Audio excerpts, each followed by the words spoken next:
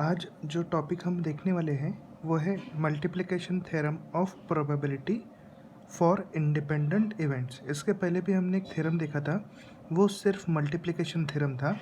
ये वाला जो थ्योरम है ये मल्टीप्लिकेशन थ्योरम है बट फॉर इंडिपेंडेंट इवेंट्स। ठीक है, इंडिपेंडेंट इवेंट्स की जो एक वीडियो है वो अपलोड हो गया है, उसको आप देख सकते हो। ठीक है, इंडिपेंडेंट इवेंट्स क्या होते हैं, फिर भी मैं आपको बता देता हूँ कि इंडिपेंडेंट इवेंट्स क्या होते हैं।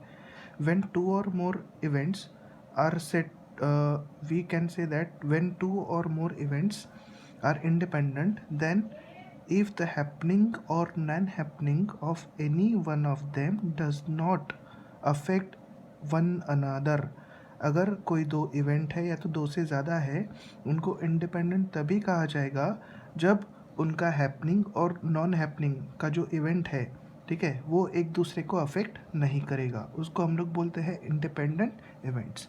तो उसी के ऊपर एक थ्योरम बेस्ड है जो हम आज देखने वाले। थ्योरम का स्टेटमेंट है, if A and B are two events with positive probabilities. Positive मतलब जीरो से बड़ा ही होना चाहिए और प्रोबेबिलिटी निगेटिव में जनरली नहीं होती है। ठीक है, that is P of A, probability of A is not equal to zero and probability of B also not equals to zero. Then A and B दोनों इवेंट ए और B कैसे है, are independent if and only if. कब, जब probability of A intersection B equal to probability of A into probability of B. ठीक है, चलो तो इसको प्रूव करते हैं। हमको ये बात पता है, इसके पहले हमने कंडीशनल प्रोबेबिलिटी में ये स्टेटमेंट देखा था, probability of A intersection B equal to probability of A into probability of B when A is already happened. और उसी स्टेटमेंट को हम ऐसे भी लिख सकते हैं, probability of A intersection B equals to probability of B into probability of A when B is already happened. और इसी केस में पी ऑफ ए और पी ऑफ बी ज़ीरो से बड़ा रहेगा, पॉजिटिव रहेगा, मतलब उसकी वैल्यू ज़ीरो या तो ज़ीरो से कम नहीं होने वाली है। ठीक है, चलो तो आगे में हम देखते हैं। ये हमको गिवन है, इसको मैं एक काम करता हूँ, इसको मैं देता हूँ नंबर 1। ठीक है, इसको मैंने 1 दे दिया। अब आगे में हम देखते हैं। अब यहाँ पर हमको दिया है A and B are independent, मतलब इंडिपेंडेंट का मतलब क्या है, A is independent of B and B is independent of A. ठीक है, तो यहाँ पर मैं लिख देता हूँ, if A and B are two independent event, independent events, that is A is independent, A is independent of B and B is independent of A.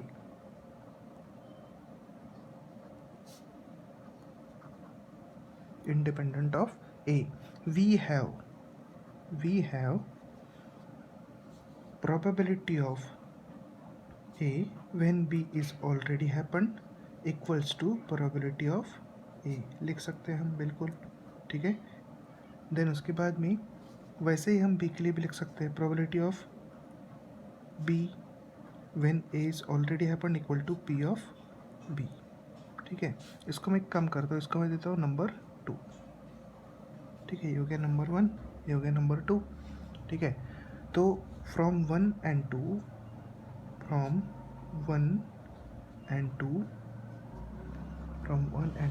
we get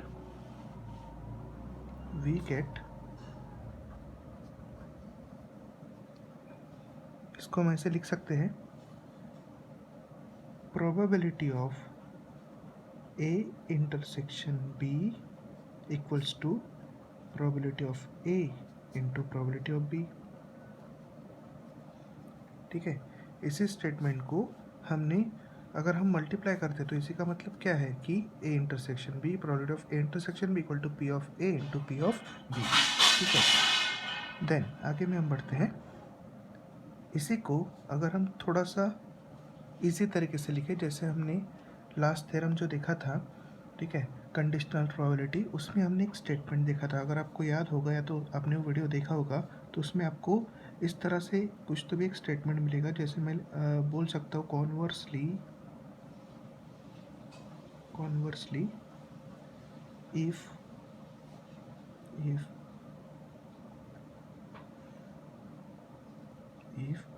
above theorem above theorem holds, then probability of A intersection B upon probability of B equal to P of A। ठीक है, इसी को अगर थोड़ा सा हम easy way में लिखेंगे, मतलब कंडीशनल प्रोबेबिलिटी की फॉर्म में लिखेंगे, तो ये बन जाता है probability of A when B is already happen. ये हो गया, ठीक है, when B is already happen equal to P of A. ठीक है, ऐसे लिख सकते हैं। ये जो स्टेटमेंट था ये वाला, इसी को हमने ये लिखा। ठीक है, इसी स्टेटमेंट को हमने ये लिखा, बाकी पी ऑफ ए तो वैसे ही है। ठीक है, वैसे ही दूसरे के लिए भी कर सकते हैं। That is P of conditional probability हमने देखा था, उसमें ये स्टेटमेंट है P of A intersection B upon P of A. यहाँ पर सैम्पल स्पेस रहता था तो अभी बी ले लिया, यहाँ पर ए ले लिया, तो यहाँ पर भी चेंज होगा, तो ये हो जाएगा प्रोबेबिलिटी ऑफ बी। ठीक है, यही इसी को अगर हम कंडीशनल प्रोबेबिलिटी के फॉर्म में इस स्टेटमेंट को हम लिखते हैं, तो P of A intersection B divided by P of A को मैं लिख सकता हूँ probability of B when is already happened, और इसी को एज इट इज हम लिख देंगे, that is P of B. ठीक है, इसको मैं नंबरिंग कर देता हूँ 3। ठीक है, ये हो गया 3। देन अब आगे में हम बोल सकते हैं हेंस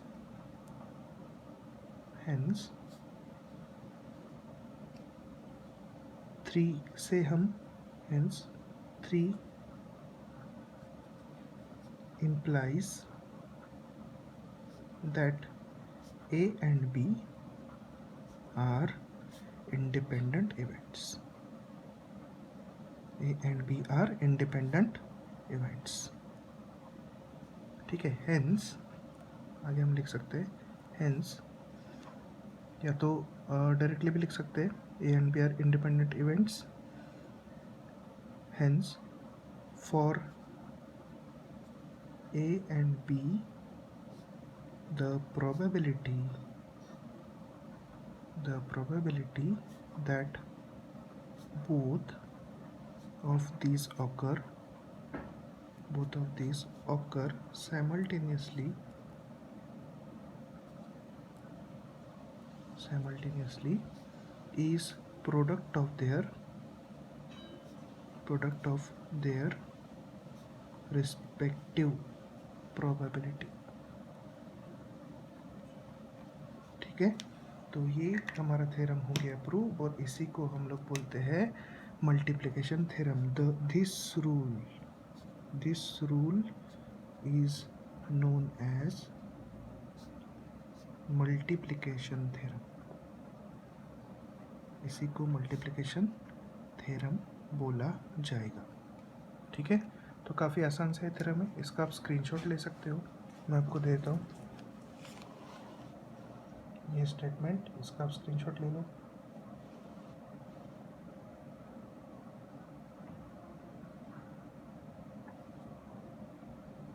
देन उसके बाद में ये वाला सेकंड पार्ट, इसका आप स्क्रीनशॉट ले लो और इसके आप नोट्स बना लो, इसको प्रैक्टिस करो, ये भी इम्पोर्टेंट है। चलो, then I am signing off. Thank you very much class.